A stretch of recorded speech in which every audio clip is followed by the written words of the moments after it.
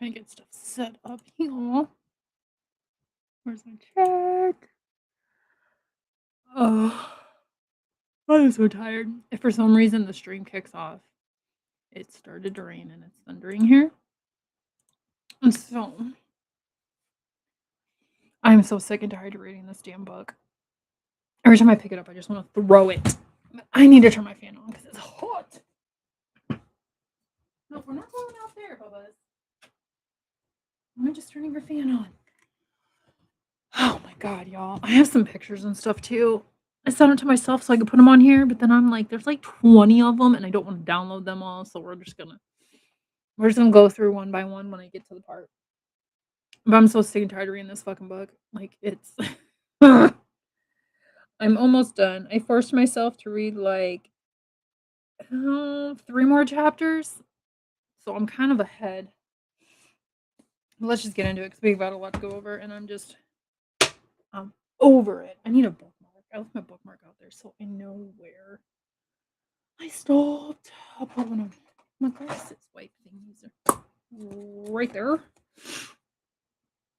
Okay. Oh, I'm tired. Oh, I need a light for my desk. I don't have one. Let me see here. We're on chapter 6, The Vampire Diaries.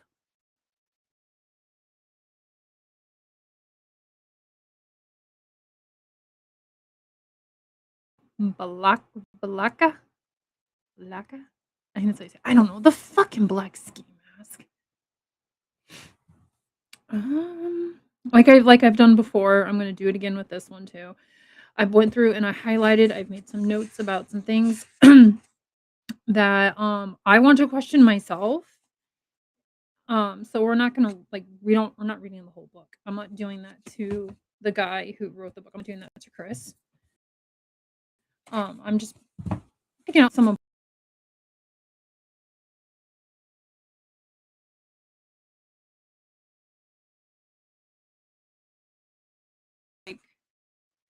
oh my god, my shit keeps disconnecting and reconnecting. I may have to start this over because this is gonna piss me off.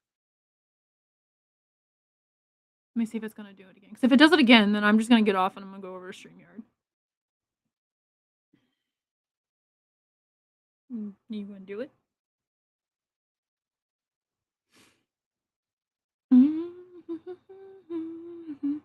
While we wait, did you guys see Plunder's new video about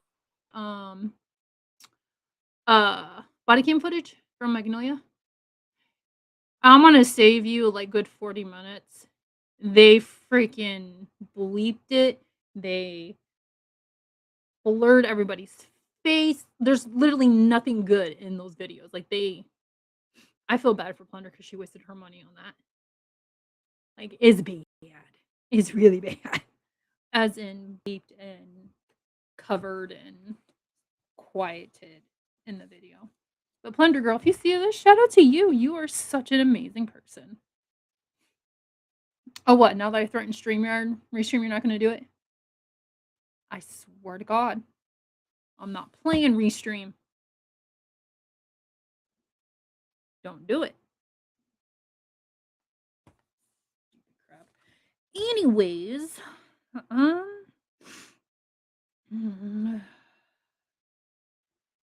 me see. What is this one about? Let me see. This is from the interview recorded with Dylan. Like, this whole book is nothing about Dylan. Like, and it's starting to piss me off. Which I get it. But yeah, so it's verbatim from the recording of the interview with Dylan when, let me see, on November 17th, November 17th, 2022 at approximately 12:05 p.m. Okay, yeah, it's from when she got interviewed by the Moscow, whatever. One of those days. Let me tell you. See here, where is? I don't think I have anything on these pages. So freaking hard to see. Okay, no, I don't. Okay, so I'm gonna jump right into. It's numbered 1 through whatever, and we're gonna start on 18. It says she explained on Saturday morning, November 12th at approximately 12:15 PM. She then corrected the time to 11:44 AM. Um, the roommates went together to get coffee and the store to get more alcohol, okay? Um, they they still had champagne from the previous weekend, which she explained was U of I parents' weekend. So it was the university's parents' weekend. Okay. I do have let me see, which she explained was U of I's parent. So it must have been the weekend before, okay, because I was gonna be like, well, weren't any of the parents there at the house when all this happened? Where were they? She explained the plans for that Saturday night included a Sigma Chi's fraternity party on campus. Dylan explained Kaylee was not going to this function because she was a senior, and typically seniors do not attend the fraternity functions on campus because they are old enough to go to the local clubs. Okay.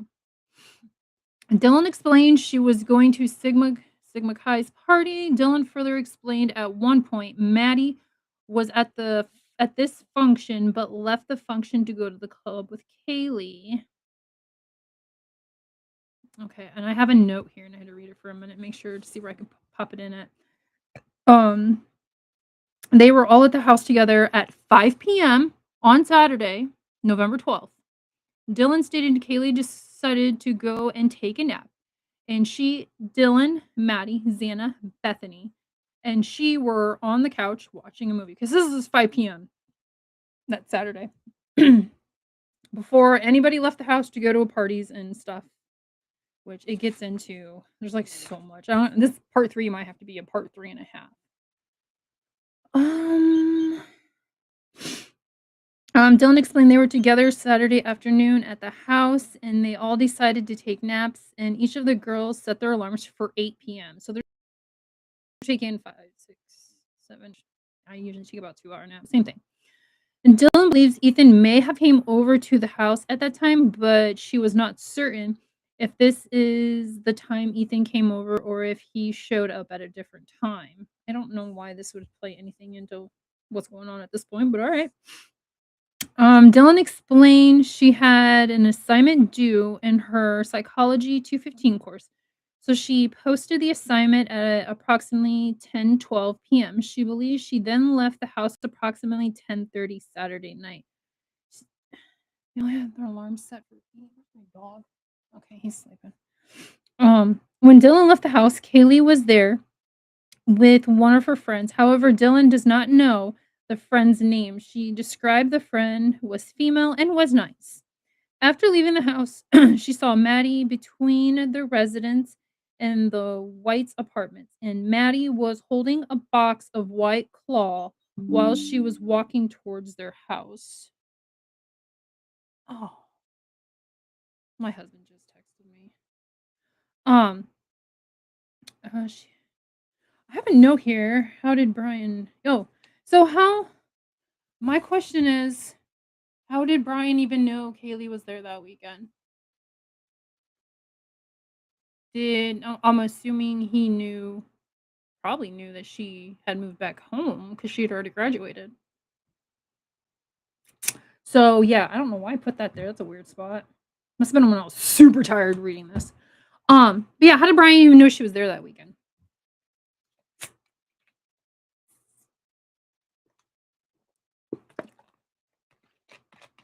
Hold on, my husband texted me about my stepkid, so give me a second.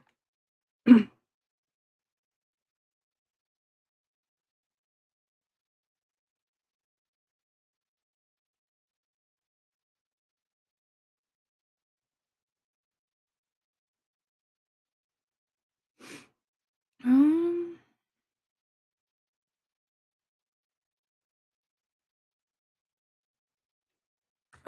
okay. Anyways, and the White Claw okay, Maddie was holding a White Claw let me see. A box of White Claw while she was walking towards the house. Okay, remember back the last live,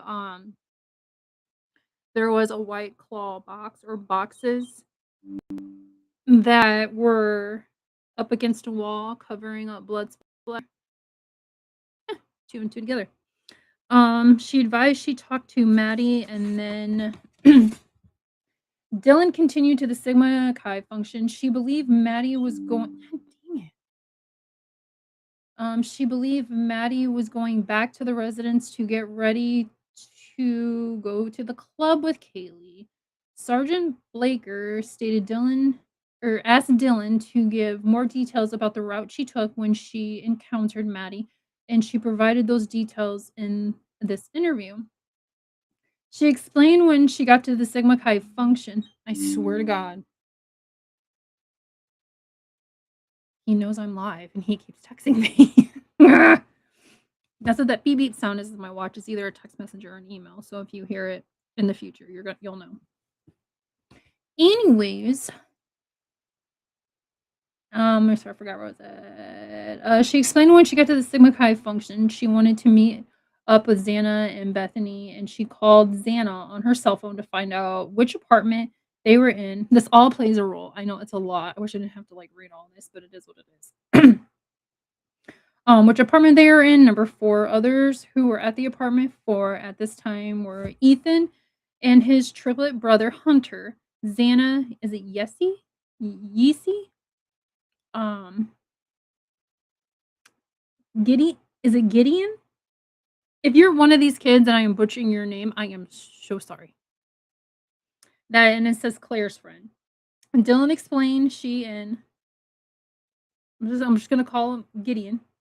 We're going in and out the front of the fraternity lodge together for part of the night. Dylan explained there were not a lot of people at this function. She further explained after I okay, that was an email. I was about ready to be like, fucking stop texting me. Let me see. Further, she explained after she met up with Gideon and the two of them, they went to Peter's apartment. Okay, we're gonna skip a part here. When asked how much alcohol she had consumed, she explained she had been playing Rage Cage, which she described was a drinking game, and when she awakened from her nap, she consumed 3 White Claws with an alcohol content of 5%. She denied there were any drug use and stated Xana and Ethan used Adderall. She advised neither Maddie or Kaylee did drugs. She explained she nor Bethany never touched that stuff. Fine, she played Rage Cage. That's gonna come into play. I'm trying to get a water. That's gonna come into play. The amount of alcohol. Brian Koberger could have got off on this. He could have. And then 31 and 32 are redacted. It literally says redacted. So I don't know what's in that, but it'd be nice to know. Let me see here. She advised it was only she and Lake that went back to the residence using the Subaru, whatever the hell that is. She did not believe anyone else was home. When the two of them got home, which she believed was sometime between 1:15 a.m. and 1:30, November 13th, she was intoxicated, and because of that, she does not remember what time it actually was, but she believed it was between the two times mentioned. Girl, you being drunk and supposedly being the only witness, you could have got him off. Yep, he would have got off. She further advised she made popcorn in the kitchen and she and Lake watched Vampire Diaries together. Approximately 20 minutes later, Beth returned home. The three had laid down and continued to watch Vampire Diaries. She believes Lake may have walked home.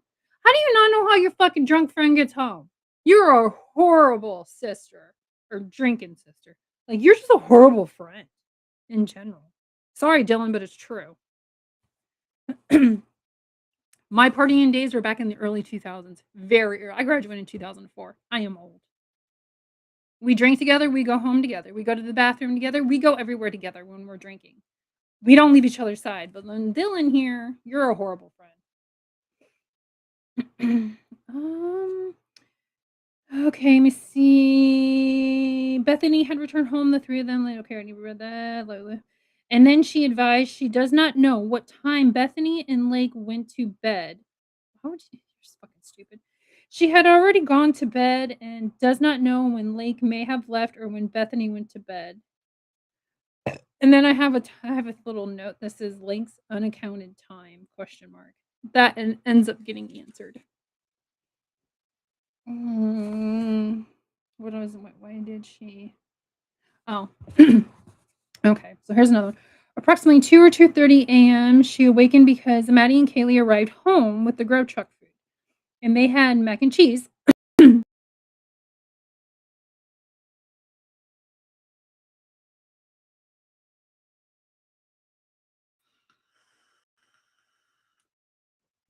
Restream, you're gonna piss me off. With mac and cheese, which Dylan explained they normally got. So if you follow the Kaylee's mom and dad's Facebook page, the Gonzalez family page, I think it's called or something like that. When Kaylee's mom got her stuff back, she was going through her clothes and she found a hard macaroni noodle in the pocket of one of the sweaters. I was like, "Oh." um, let's see. All four of them were together, which included Dylan, Brittany, Maddie, and Kaylee. And Dylan advised they were taking selfie videos. All the girls talked about getting grub truck food. She did not believe Xana and Ethan were home because their door was open and she did not see them. And she discussed whether she may have been mistaken about this fact. And then she said she was certain she.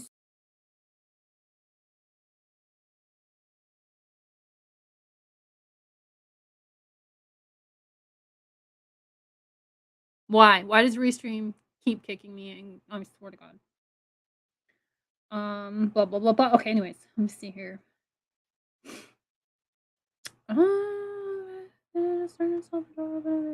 Okay. She then went to bed, which she advised was after texting Eric, the Uber driver. Why would you text Eric, the Uber driver? You didn't use him. Dylan looked at her phone to determine what time she had texted Eric and the Uber driver, and her phone said 3:10 a.m. But after further discussion, Dylan admitted she was somewhat confused about whether she was using Moscow time or Boise time. And Dylan explained her timeline may be off by an hour because of this issue, specifically during this interview, referencing Boise time instead of providing blah blah blah blah blah. She explained she uses Snapchat as well as her cell phone to communicate with her friends. This shit is fucking boring. So goddamn boring. Hold on.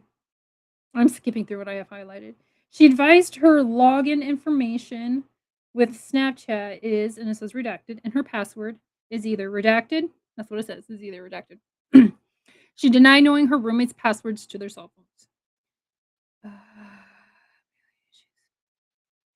Oh, okay. So this is why she had texted Eric. And why would you have an Uber driver's personal cell phone number? That's just fucking weird.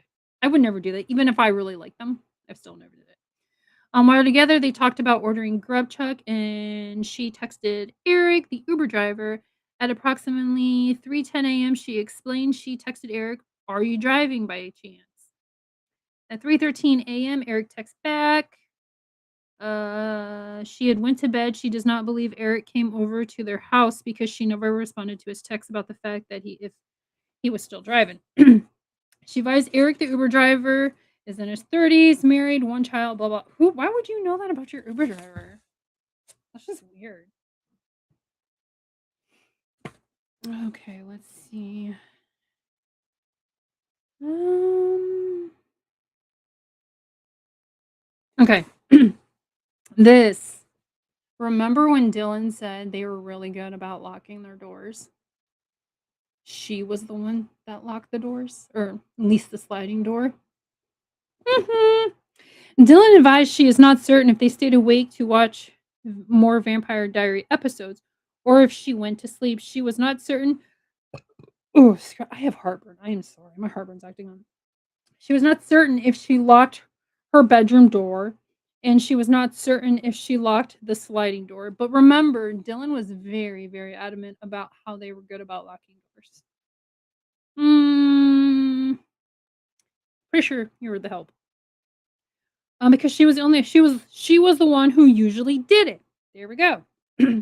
But she also volunteered in her statement that she believed that Moscow was a safe place, so the sliding door was not always locked. It's just like a couple chapters before you were saying how good you guys were about locking your doors, and then all of a sudden it's a safe place. Okay.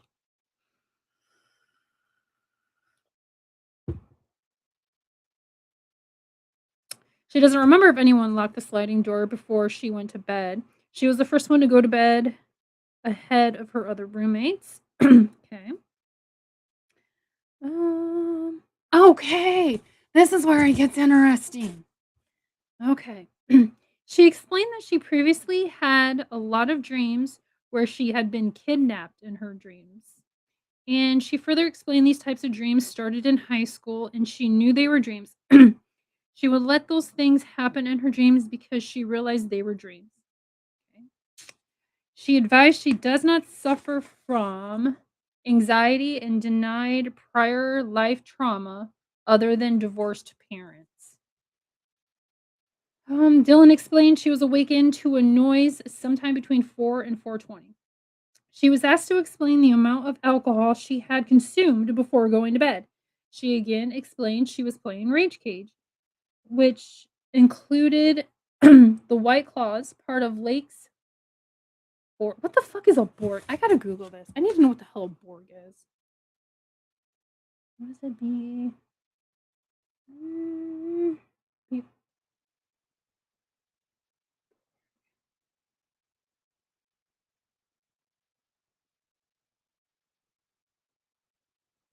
Okay, that's not what it's talking about aliens. Oh, a Borg, short for Blackout Rage Gallon, is a usually gallon-sized DIY alcoholic beverage popular among college students consisting of vodka, water, flavoring like Mio, and electric lights. Popularized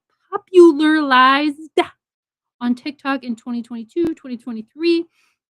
These drinks are designed for personal consumption with user often naming their jug. Okay, so that's what the Borg is. And maybe 2 or 3 more drinks, White Claws, at Allie's house. She denied drinking after she left Allie's house. She advised she had been consuming the alcohol until approximately 1:15, 1:30, but she had also started drinking at noon that day. So, she's been drunk for a while. On Sunday morning, she denied drinking any more alcohol after she and Lake got back to her residence. At 4:22 a.m., she confirmed this from by looking at the text communication in her cell phone. She texted Kaylee asking her what's going on at 4:22 a.m. So she heard everything. If she can hear something going on above her, she heard what the hell was going on in that room and she just chose to not to do anything about it. Like, what's going on? But you know, I'm sorry, your roommates are fucking screaming for their life. Ah. She advised her phone said 5:22 a.m., which was advised would be 4:22 a.m. Moscow time. Blah blah blah blah. Did I highlight all that? See if I wrote 4:20. She advised around 4 a.m. or 4:20 a.m. That's a big difference in time. She heard Kaylee singing and playing music. She heard who she believed was Kaylee walking up the stairs. Come to find out later, it's not Kaylee. Walking up the stairs, and Dylan advised she heard Kaylee saying someone's here, and she sounded frantic. Dylan described Kaylee's tone as somewhere between talking and yelling it. How do you talk and yell something? Wait, what was she say? Someone's here? Someone's here! Is that like talking, yelling? Wait, I don't know, it's weird. It's like wiping before you poop, it don't make sense. She believed it was Kaylee who was, walking up the stairs with Murphy. No. There's I should have saved it. There's a video on TikTok. It wasn't Kaylee. She said she heard who she believed to be Kaylee running down the stairs. She advised Murphy was barking at this time, and then 52 says it's redacted, so whatever it was in 52, it got taken out. I have notes here. Let me see. Okay, that's from when I get on. Okay. When did this happen? Let me see. Wait, what time was this? Okay, that was around 4:20 a.m.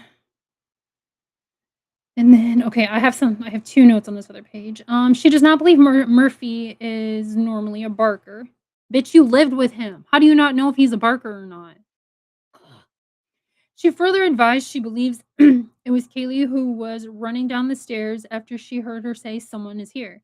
She fully explained she does not know if she actually heard this or whether she was drunk and did not actually hear any of this.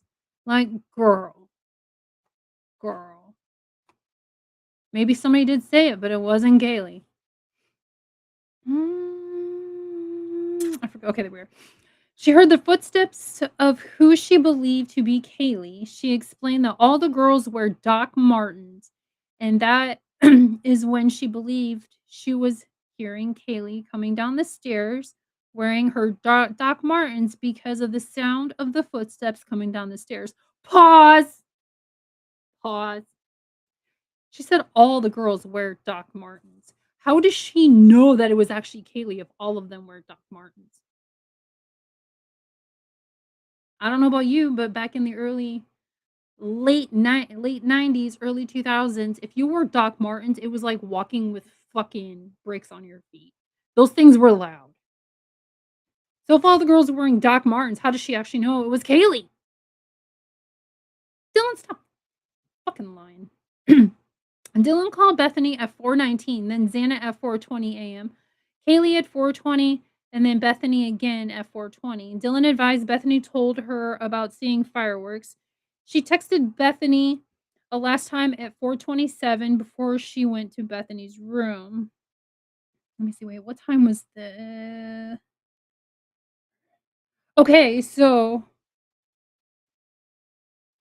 around 4 a.m. That's when the DoorDasher was there, or the Uber, not the Uber, the person to bring in Xana's food. Was 4 o'clock. It was 4 AM. I have a video on my channel of the DoorDasher, but 4 AM is when the DoorDash was there, so that could have been Xana running down and being like, "Someone's here. Food. Hello."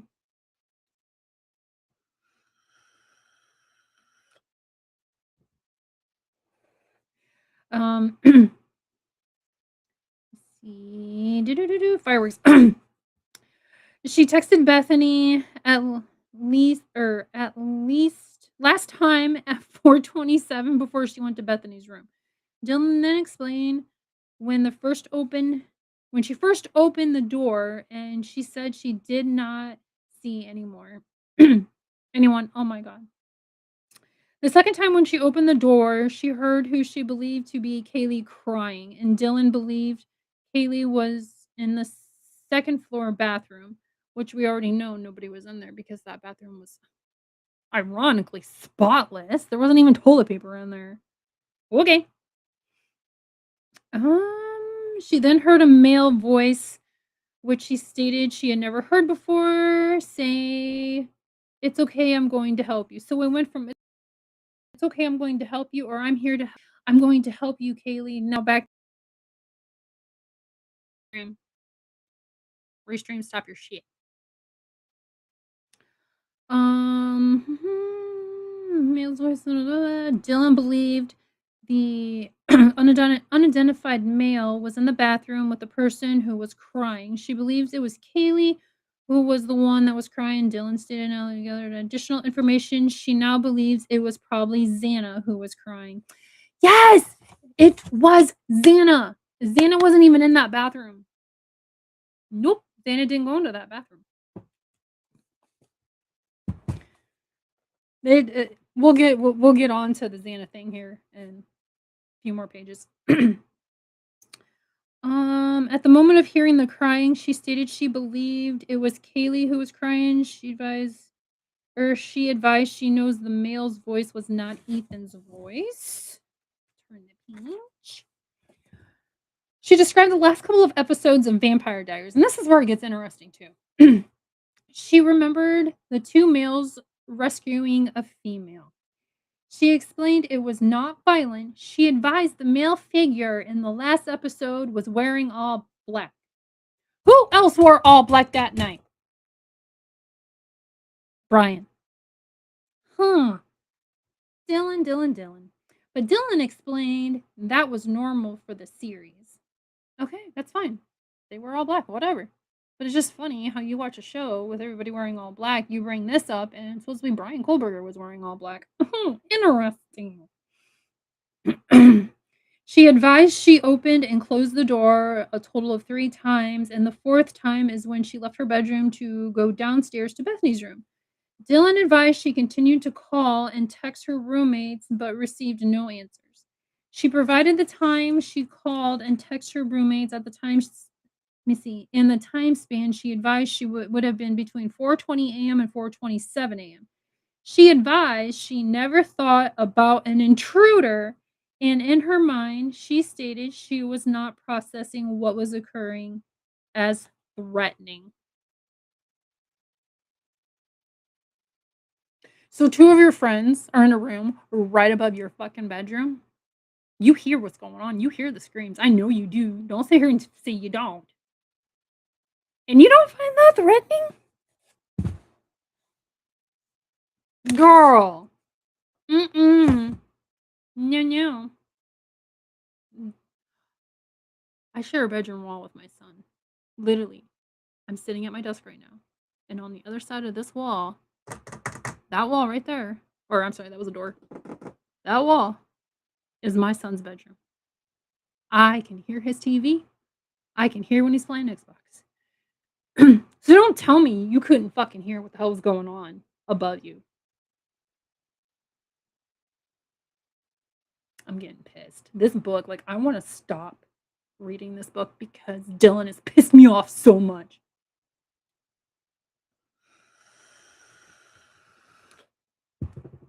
Give me a minute.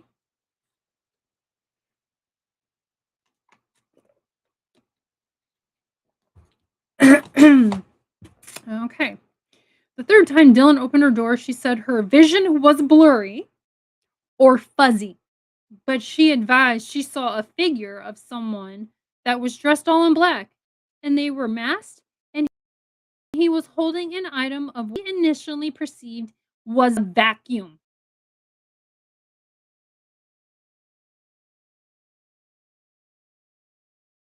Restream connect. Oh my god, Restream is pissing me off.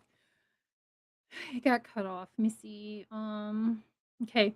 And he was holding an item what she initially perceived as a vacuum, but she said it did not make sense to her because your vision is blurry or fuzzy. This right here would have gotten her testimony, her eyewitness shit thrown out for Koberger. Koberger freaking he would have got off. He would have. The only thing they have tying him to the scene is this sheath that probably was placed under Maddie's leg. Like,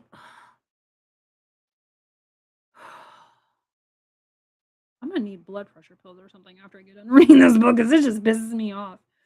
Okay, but keep in mind, her vision was blurry or fuzzy, and she could see like a figure. Okay, keep that in mind. She described the suspect as not being muscular but being skinny and toned.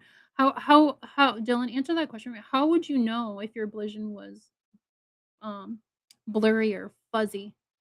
How and how drunk you still were? Explain that one to me because I would love to know.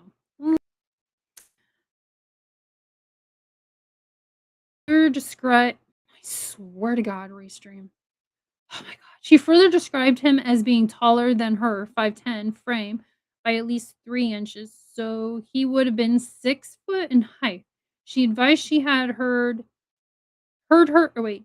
She advised he had to hear her call Kaylee and Xana, and she thought he would have or he oh my god, and she thought he would have had to have heard her calling for them, and she was confused as to why they did not come to her room, as to why he did not come to her room. Because you, in my opinion, was helping him. That's my opinion. Um, okay, she described the item the suspect was holding, which she advised was like a cylinder, and she remembered a cop talking about a bow. So she was trying to I don't know what the fuck that word is. Pretty much to think if what she saw was in fact the shape like a bow. I wanted how did this girl get into college? Her IQ has gotta be so low. Like, common sense does not go well with this girl. Dylan further stated she thought that maybe it was a firefighter because of what Bethany told her about seeing firecrackers. Why would who would call? Who? Oh, my husband just walked in. Hold on a second. Okay, never mind. He went to the bathroom. And now I feel weird talking. So we're gonna take a little break here. And because he's gotta get something and go drop something off.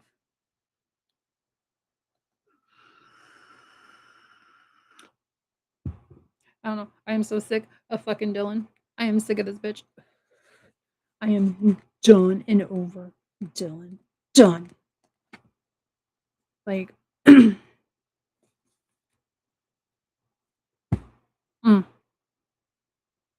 Oh, here he's still in there, so I can read a little more. Fire brigade. She advised she would, or he would have been approximately 3 feet away from her, and she believed she saw him walking out the back.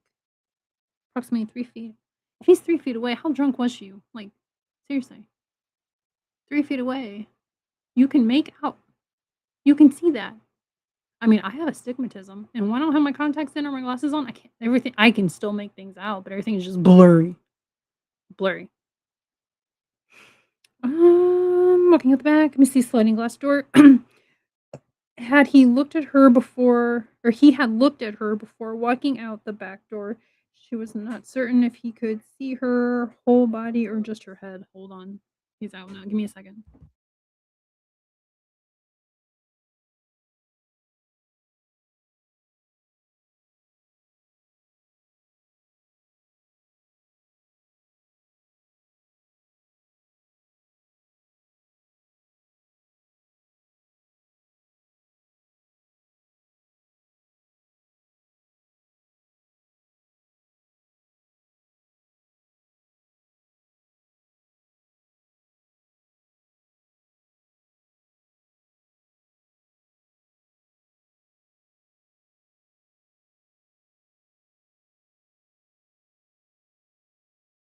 Okay.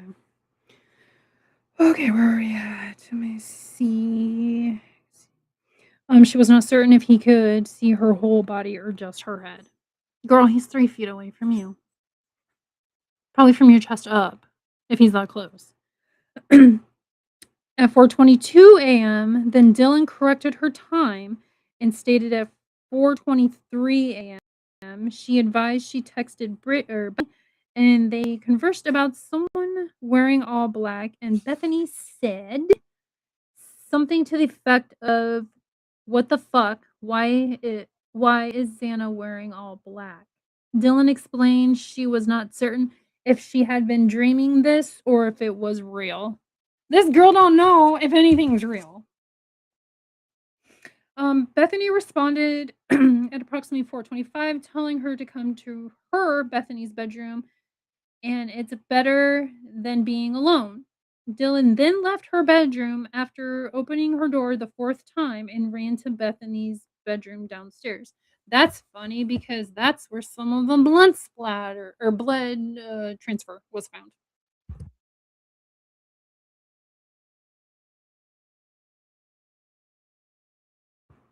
My dog's out of the room now, and he won't come in here. Did I highlight this or is this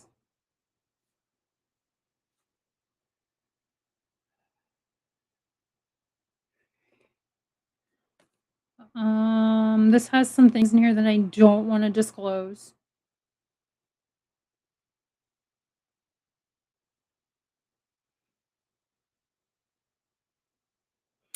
Dylan advised when she left her bedroom, she looked down the hallway to Xana's bedroom and could see Xana laying on her back in her undies. But she thought at the time Xana was just passed out. Dylan stated she never went into Xana's room and she could only see Xana from the hallway as she was running to get to Bethany's bedroom. Pause. At 4 o'clock in the morning, lights are off, whatever. How do you know that was Xana?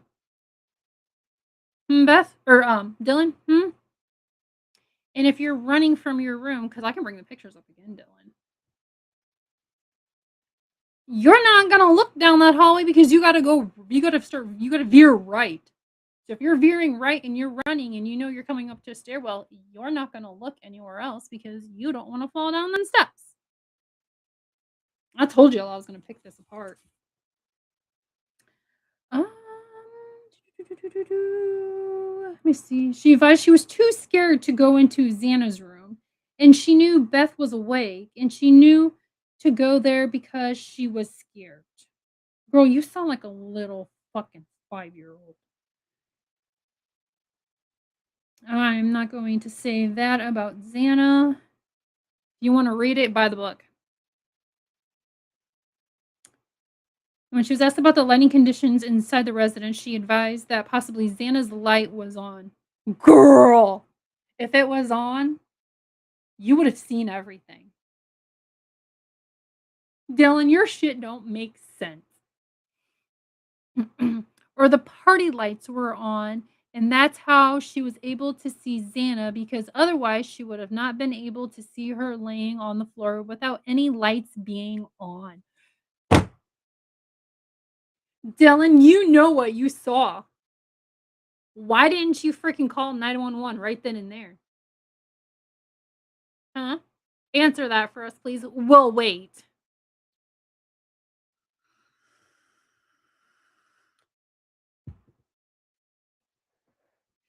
She was not certain if the bathroom lights were on, but she was not certain what lights were on, if any. Okay, picking it apart again, Dylan. You said you saw Xana laying there, but if the lights were off, you wouldn't have seen Xana. So there was lights on, so you saw Xana laying there. There had to, you said it. You said it, not me. That if lights weren't on, you would have not have seen Xana laying there. But you said you saw Xana laying there. So you didn't see a dark color of some type of liquid on her? Girl, get the fuck out of here. Yeah. Go, Dylan. Let me see if any. Okay, she advised Xana did not say anything. Well, no shit. Xana didn't say anything, you dumbass. Dylan stated she did not think anything was wrong. Girl, seriously? You didn't think anything was wrong? Even in the lowest of light, you would see dark color stains or dark color spots. Get the fuck out of here, Dylan. I told you all I was going to tear it apart. I'm tearing it apart. I am tearing it apart. She later offered she may have been able to see Xana laying on the floor because they also had a Sensi light, and it could have been she was able to see Xana from the Sensi light.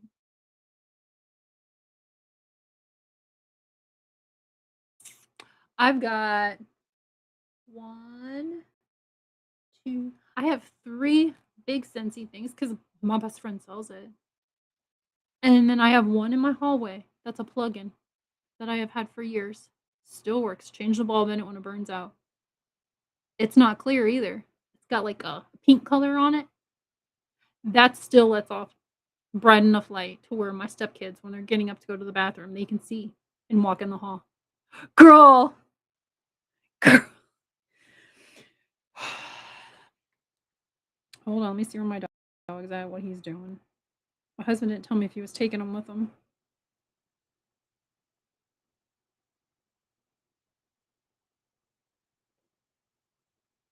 Where the heck is the dog?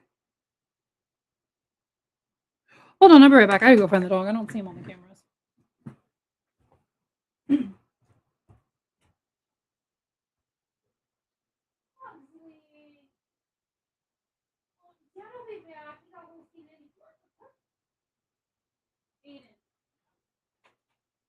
Look where he's laying, waiting for Clint.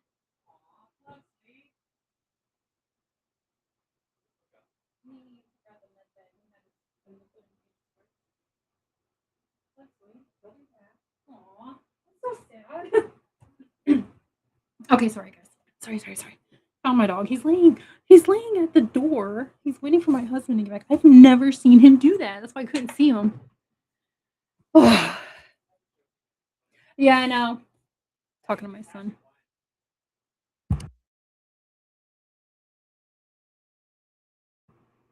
Okay, where was I at now?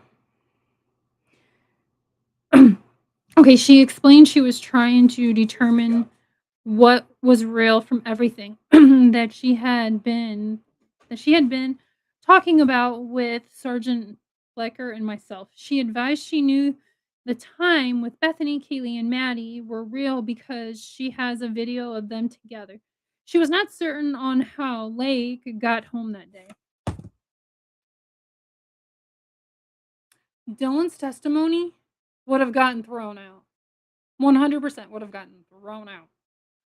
Like, oh my god.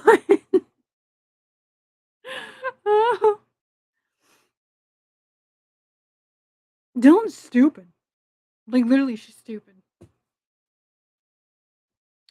She further explained she had been trying to piece together things because some things do not make sense to her. Girl. She stated that she is being truthful, but some of what she has been discussing, she is not certain is factual. Like what? What, Dylan? What have you said that's not that you believe might not be factual? We would all love to know.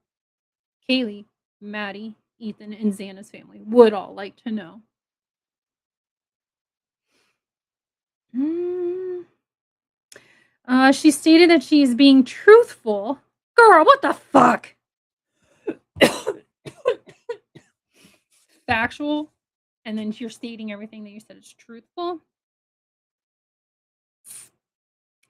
Yeah, okay, whatever. But some of what she has been discussing. Okay, where do you Dylan? Let me see. Dylan was asked if the first female who was crying was saying anything. She advised no, the female was only crying and the male was the only one talking. So now nobody's crying. Or no, now nobody's talking. The first female, which she said was Kaylee, then later changed it to Xana, which it was, I believe it was Xana. What about saying if someone's there? What happened with that? She described the item the suspect was holding was cylinder shaped and was also triangular shaped. Fuck. That is the weirdest freaking thing ever. She could not remember if the lights were on or off when she encountered the male suspect. Is that how drunk you were? You couldn't remember if the fucking lights were on, but yet your vision was blurry or fuzzy?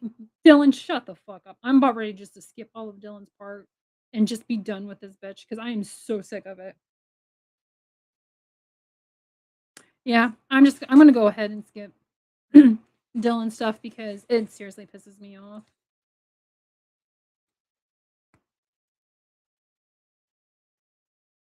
Mm. Okay, this is about Dylan now.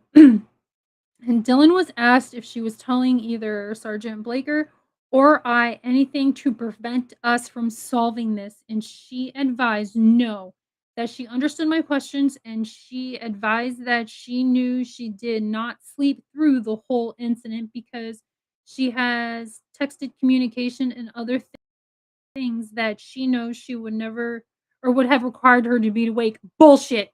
And I can prove that. Well, myself.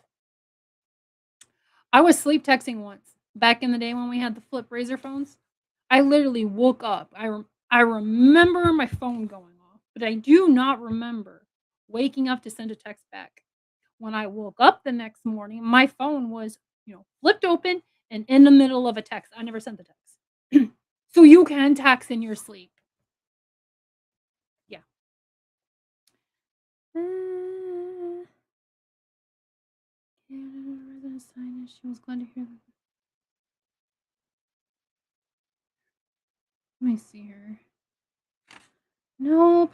I'm skipping through a lot of Dylan stuff because Dylan just fucking pisses me off. Chapter 7. This was a lot of chapter 7 starts off with the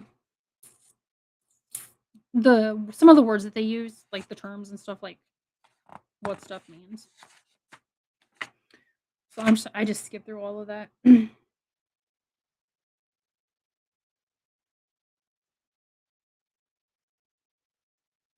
is this for let me see. I should have always be a point of connection and Taylor's team. Wasted no time.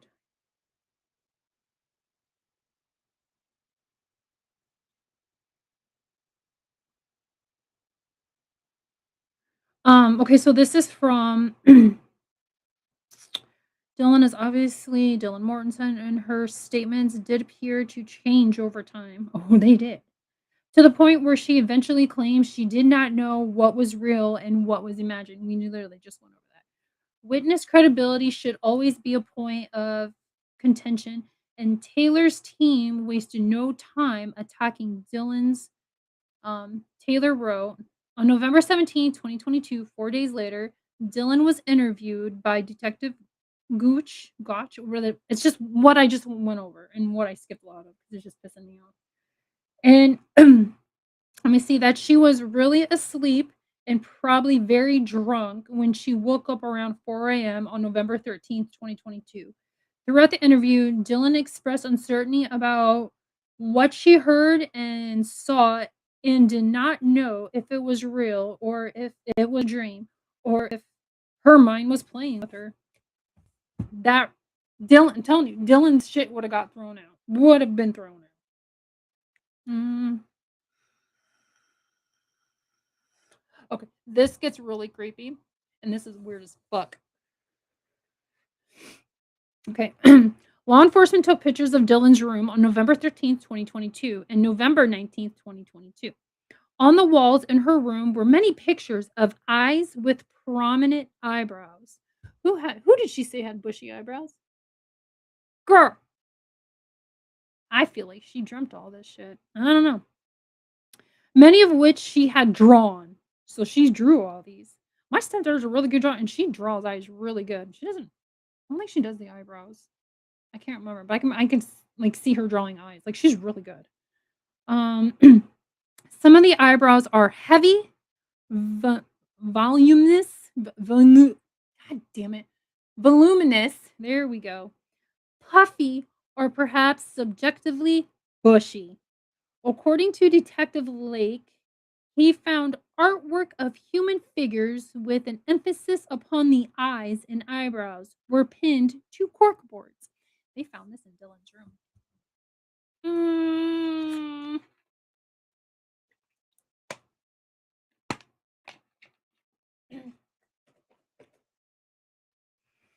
interesting. Clearly, I don't know who the fuck this is. Massoff? Massoff? Was trying to insinuate doubt, but understatement falls the objective. Photographs, clippings from magazines, and posted on Dylan's wall feature prominently bushy eyebrows on 7 different faces. Among colored pencil drawings made and tacked to the board, 5 depict women with similar features, though not mentioned in Mathos Mass I don't know this guy's name, motion. A corkboard in the second floor bathroom shows more of the same. That's weird. I don't know, that's just weird. Apparently, eyes were a thing at 1122. Mathos ins assertion God! Assertions were just, the foundation for a border legal assault. I need a fucking desk light. I should tell my husband to give me one while he's at Walmart. Underscoring the legal research, critical thinking, and countless hours of analysis that go into every defense, she continued. When the Ma- Manson-Biggers balancing test is applied to the facts of this case, there is no reliable witness identification. As explained in detail above, Dylan opportunity to view was second the most. Her attention was influenced by alcohol and sleeplessness, and the only identifying attributes are height in relation to her own, a skinny athletic build, and bushy eyebrows. These general descriptions could fit millions of individuals. Okay, blah blah blah blah. Blah. Let's see what was.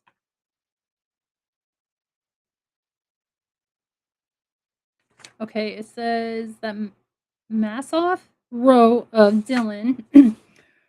Her uncertainty is repeated in each interview, and at least 8 hours passed before she interviewed the first time. 6 weeks passed before she was interviewed by law enforcement the final time, and 6 months passed when she testified before the grand jury. Balancing the Manson Biggers factors, there is no reliability of the physical characteristics that Dylan has reported. There is great risk that at trial, in front of a jury, her testimony will be viewed as a clear identification of Mr. Kohlberger. This would be a false identification and would produce the proceedings in a way that must be avoided.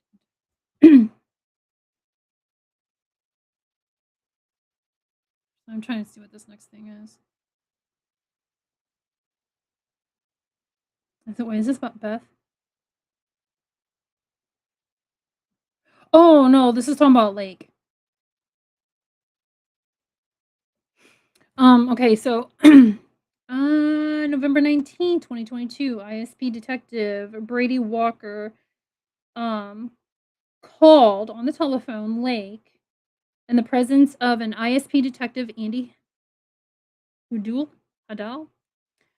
His report documenting Lake's recollections of the events. Okay, so we're not gonna go through it because we've already heard what the fuck happened. God, let me see here. The parties. Okay, they're talking about the parties. The parties occurred about once a week on a Friday or Saturday at 1122 and were normally attended by 20 to 30 people. Okay. So I think this kind of puts to rest that Brian saw a party was happening and snuck in there and like undercover shit, whatever, because Lake wasn't there when all this happened. She didn't stay the night. So I kind of want to believe Lake, but I think it's weird because I've never seen people kick other people out of a party. I don't know. Let me see. The parties were normally attended by the same 20 or 30 people. If a person showed up randomly to the party without being invited, they would not be allowed to stay. Lake had not been there when that had happened. She knew of a house close by where Prenodal had lived. We see the year before, where athletes would just show up at a party if they heard about it. However, they were not welcomed and were asked to leave. Lake later Lake later texted me pictures of a map of the neighborhood of where she Cronulla lived, blah blah blah blah. So if that's true, then if Brian would have showed up, they would have kicked him out because they didn't know who he was. Mm, let me see. Don't need that. Okay, Bethany did not have a boyfriend at the time. Okay, cool. Mm, good. House any issues? What time is ongoing beginning? Da, da, da, da, da, blah blah blah blah blah. There's a lot that's highlighted, and I'm just skimming through any of the good stuff here. Or getting to the good stuff. Lake took several selfies and videos. After leaving, Lake walked back to her sorority house, Pi Beta, Phi, whatever, gives the address. The timestamp on the last photograph she took over on King Road was 1:33 a.m.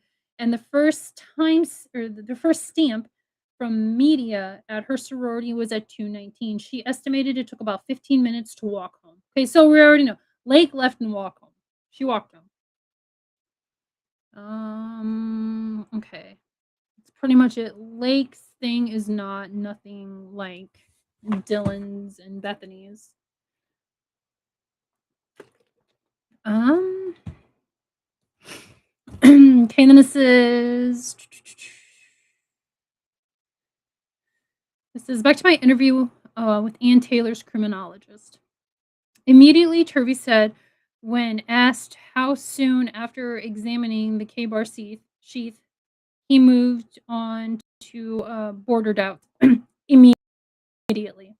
Border doubts include the manner in which Kaylee and Maddie had been unalived. The wounds were disproportionate.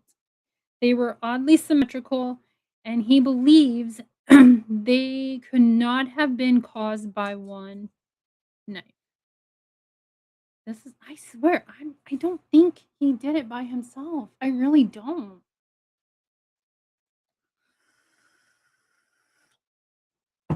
Um, Once you look at the knife and you just sort of back out, you can see one of the victim's heads was all bloody and her pillow was all bloody, but the two did not match as police found them. Kaylee's head had been moved after all the blood soaking ended, meaning after she was dead. And then one body was moved on top of the other, Kaylee on top of Maddie's right arm, as if they were cuddling. And then the sheet, of course, had been drawn over them. I still find it very hard that one person did all this and covered Ethan and Kaylee and Maddie up. No. Nope, nope. Nope. Okay, we're skipping.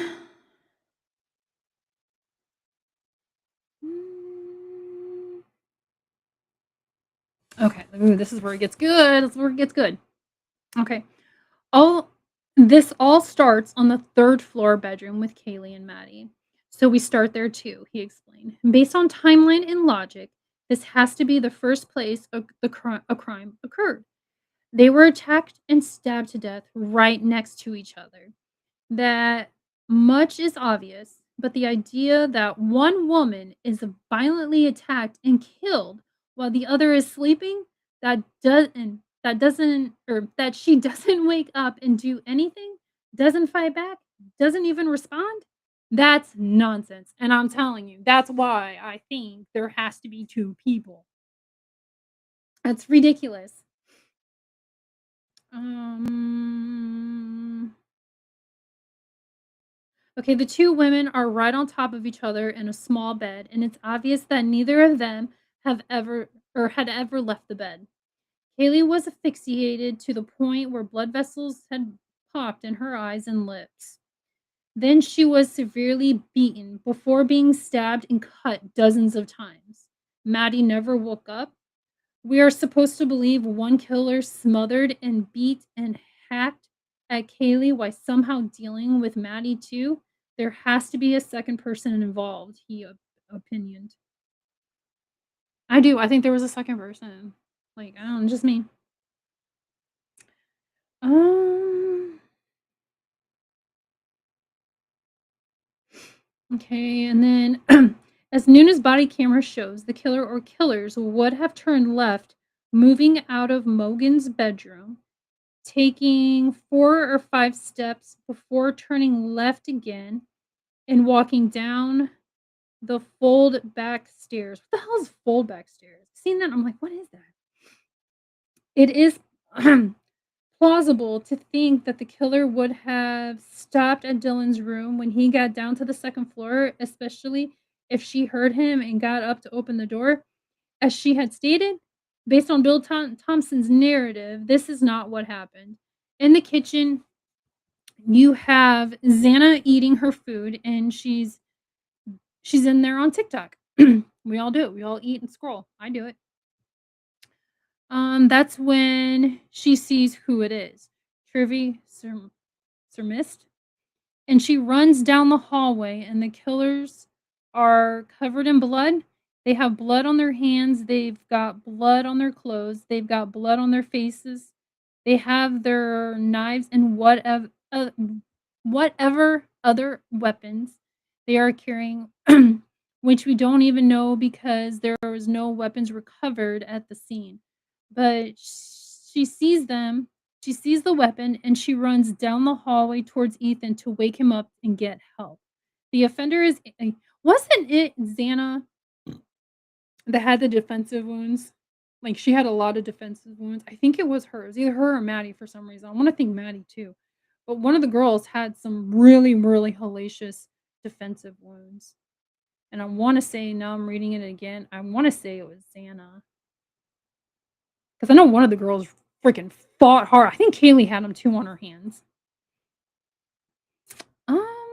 Let me see. Weapons covered in the scene.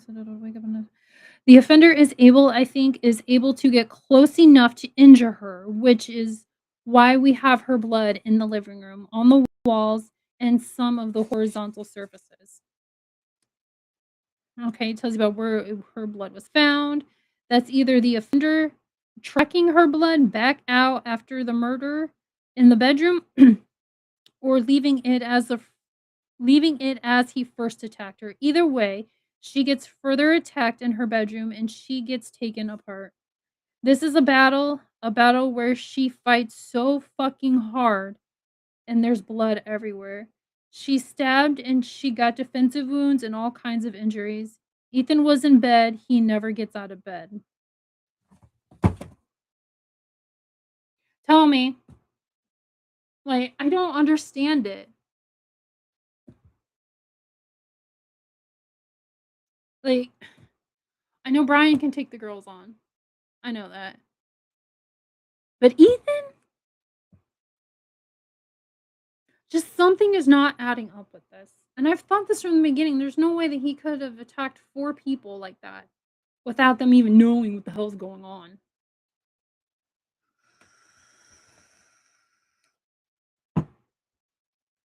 Let's see here. Okay, read that. Okay. So either he never wakes up, which is almost impossible based on what's going on, things crashing, Xana screaming, because Xana's room was like, it was destroyed. Either he doesn't wake up or the other offender gets in there, holds him down, and stabs him a few times, and he's done. To me, it's not a reasonable interference to suggest that he slept through the violent, destructive, screaming murder of his girlfriend. That's just not reasonable. It all happens right next to his body. um, Trivy seems right. None of this makes sense until one addresses the other important consideration. The women on the third floor, Kaylee and Maddie, both suffered what is behavioral analysis might identify as rage kill. Injuries, signature. Okay, I'm not going to say this. How do I want to put it? It talks about some injuries on both of them. I am not going to put that out there. That is literally none of our fucking business, and that kinda pisses me off that it's in here for their family's sake. Okay, I can say this. Each of them had nearly identical gashes on one of their shoulders. I'm totally skipping a line. If you wanna get mad at me, and go by the book. Mm. See, this is very interesting. Turvey says with a nod, it tells us a great deal about the killers. You are seeing actions play out from more than one offender. The thing that I skipped, it happened to both of the girls. Same thing on both of them.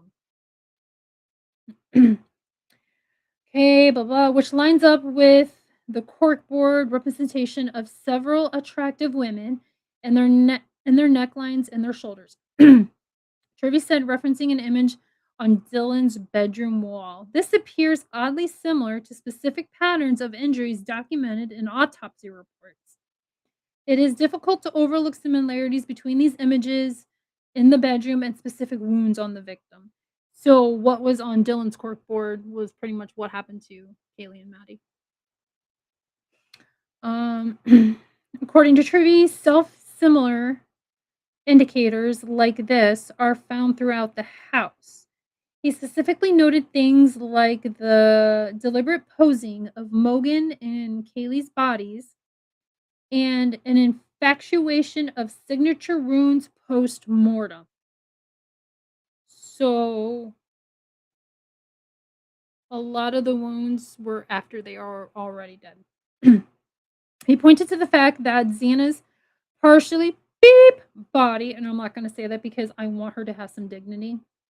Body was left legs not crossed. I'm going to say that. In the doorway to her room, while Ethan was covered up with blankets after the killing had ended. I would like these young adults to have some type of um I just said it. Oh my god, I'm drawing a blank. I have a little bit of a headache too. Some respect. Why does this matter? He asked. Because people will tell you who they are pretty quickly, and you should believe them. All these strange things you see at the crime scene were acted out by the killers. You're seeing a behavioral portrait of the people who did this. So it sounds like they were leaning towards Dylan, at least being a helper. Blood all over the room, and this girl has enough information about her roommates to tell 911. She is passed out and unresponsive, yet she doesn't see all those gruesome wounds. Yeah, how would she know she's passed out and or she's unresponsive if she didn't go in there? Hunter, well, supposedly Hunter went in and checked for a pulse.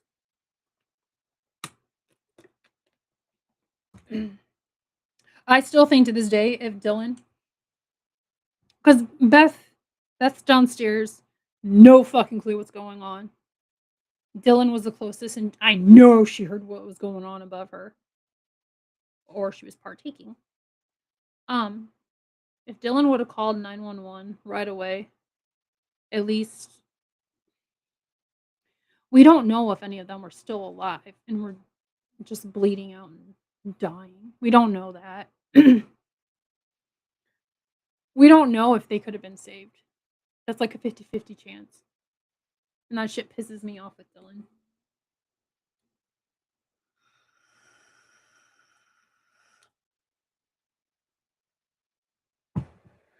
Okay. Says he wanted to address the house itself. How does the offender get in? That's the first problem. They've got to have a code to the front door or a key or something because nothing is broken, nothing is disturbed. Not only that, but this house has been redesigned from top to bottom, meaning the floor plan would not have been widely known to people who had been there during the previous semesters. So how did Brian know? How did Brian know Kaylee was even in Maddie's room? Because Kaylee still had her bedroom there. Hmm. How would he know where to go? if he's never been there before. Pugsley, you know, do your own research. Blah, blah, blah, talks about a meaning, blah, blah, blah. And why go straight up to the third floor, ignoring Dylan's room on the second? Yeah, why? If he saw Dylan, you're gonna do what you did in there. You're not gonna leave any witnesses.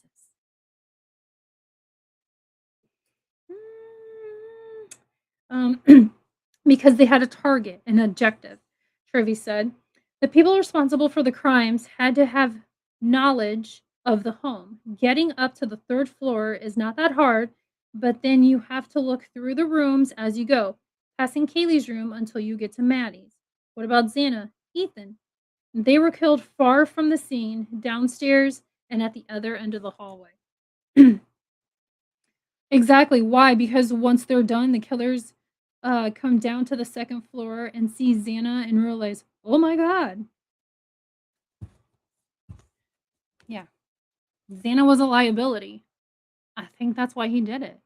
Because she happened to be standing in the kitchen. These people know who we're and wait. These people know who we are and they recognize us and they're witnesses. So we've got to kill her too. Then Ethan. This is the only way that works is that there is more than one killer. And the only plausible reason is that they are witnesses. Skipping through some stuff.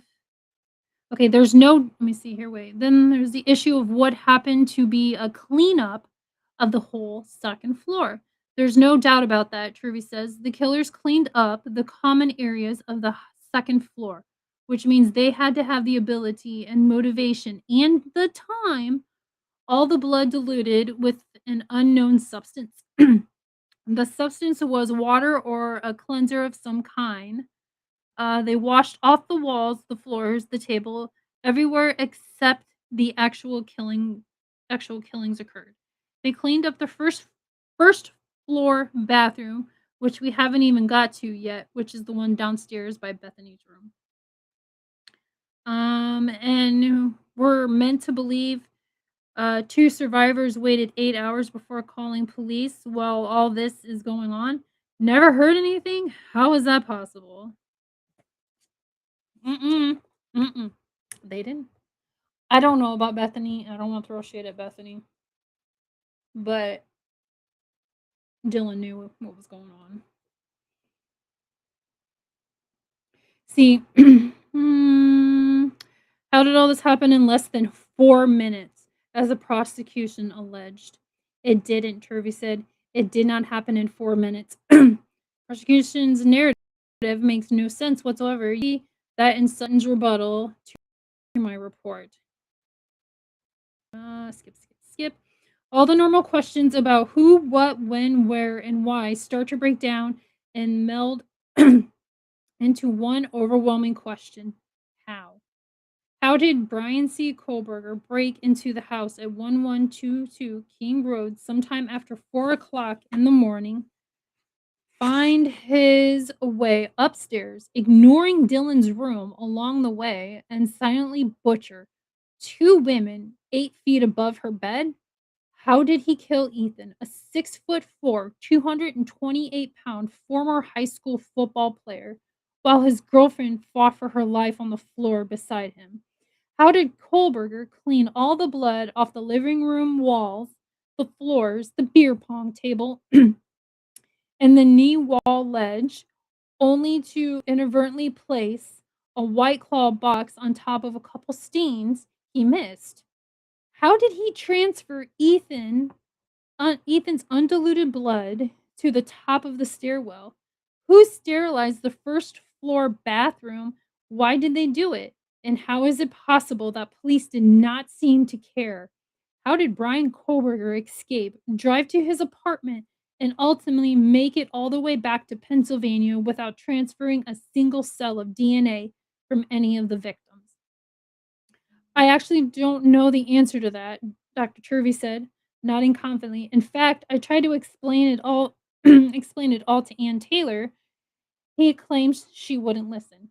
Listen to what? Didn't she hire him to poke holes in the prosecution's case? Yes, I believe we have done that ably.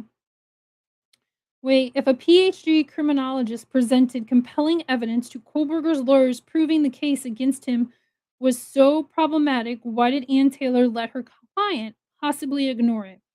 What would be the rational or rational in allowing a client to accept life in prison without the possibility of parole?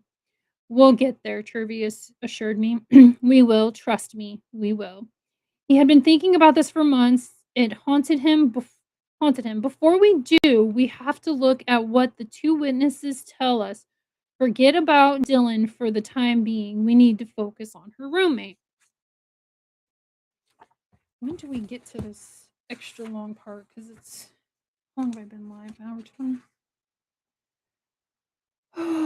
Okay, so this is okay. So then, chapter 8 talks. It's about Bethany, 19-year-old. I mean, we pretty much already know what happened. She starts her night in the beginning, like all of the other ones. She went to a Sigma Chi and da da da da da. I'm gonna skip through a lot of this because we already know it, and I'm tired of repeating the same shit over and over. Okay, this because I got questions about this.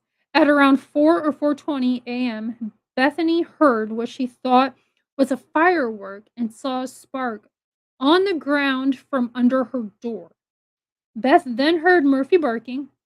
Dylan called Bethany and stated she had seen someone in the house, and Bethany told her she could come down to her room and sleep with her. What fucking spark? What spark? The only thing I can think of would be like the killer or killers did something. But I don't know. It's weird. We never do find out what the spark is. I can tell you that. um, it goes into. I believe Bethany was only interviewed once or twice because she lawyered up, and it talks in here about her, them interviewing her with her lawyer. Okay, so I found this interesting. I asked Bethany who had the front door code. Bethany told me the following people had the door code. Okay, I'm gonna name them. She did, Beth, Dylan, Maddie, Kaylee, Xana, and Ethan. The main people who were there all the time. Okay. Then you have Jenna McClure, Claire. Is it Cyril? Silo? I don't even know how to say her last name. Lake, Hunter, Johnson, Emily, and Josie.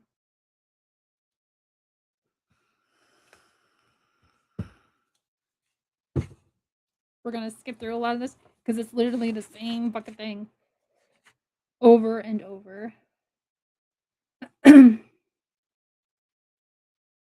Okay, it says Bethany and Dylan did not call 911 at the time because Bethany thought Dylan was imagining what she was talking about.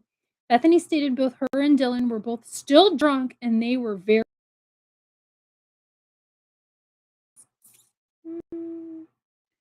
God dang it, restream.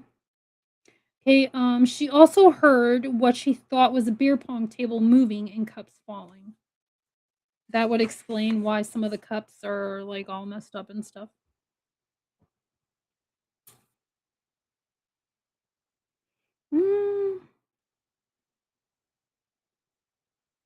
Okay, we know Bethany doesn't recognize who Kohlberger is. I'm reading through some of this because, like I said, I want to cut it down because there's just so much in here.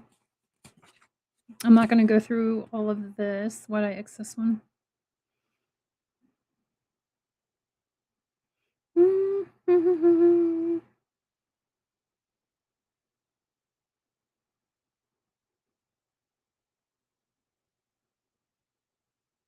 Okay, so this is during the interview with her lawyer.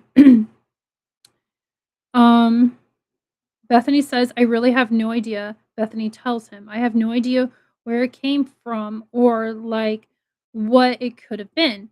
Well, in addition, you told him you heard the pong table slide on the floor like someone had bumped into it. Mhm. Bethany agrees. That's what it says that in the book. So the mhm. Or the cups fall or something. You heard what? Either cups fell off of it or like the table moved to the side. Is that right over your room? Blaker asks. Bethany, yeah. Do you remember what position the beer pong table was in before you went to bed? Okay. Either it was just like that, like straight, Bethany explains. It sounds like something, or it sounds like she's demonstrating with her hands. Almost because I just did it too, the straight with my hands. Coming from when asked, the kitchen, Bethany says, it's like right in front of it. So the pictures that I showed the on my last live about this, that's kind of a weird position, but okay. So not off to the side a little bit when asked, a little bit like that. Not unless someone moved it to get past it or something. It or was it normally in the same position? Yeah. That is like the weirdest fucking position to put a table at. I swear to God.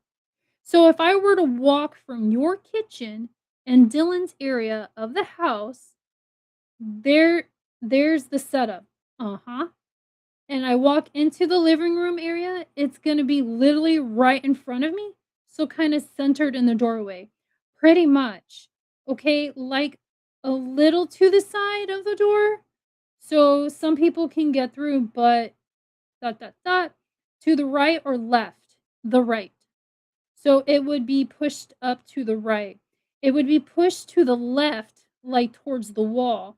Okay, so where that little nightstand is? Yeah. Okay, Laker says, because it wasn't straight when they found it. It was kind of crooked a little bit. So you're saying, so what you're saying makes sense to me now. So the table was crooked. I feel like I'm starting to lose my voice because I'm talking a lot. Mini vacuum, blah blah blah blah. Okay. The only last question I have, Blaker says just before entering the interview, are you still communicating? He says Kylie, then he corrects himself, Dylan. Yeah, a little. Do you know why she's very hesitant to talk to me right now? Mm-hmm. Bethany responds, meaning no. What? Mm, that doesn't make any sense, but whatever. Let's see. Is this where? Okay, so I can do this on another live. All right, this is where I'm going to stop because we're in chapter 9 and it has the timeline of everything that happened. Like it's pages upon pages upon pages. Probably won't do it live tomorrow considering it's Mother's Day. I don't know. I don't know what I'm doing tomorrow, for my Mother's Day.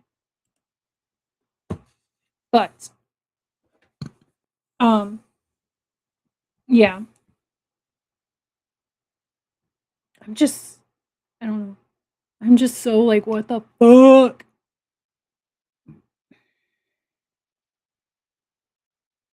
I don't know.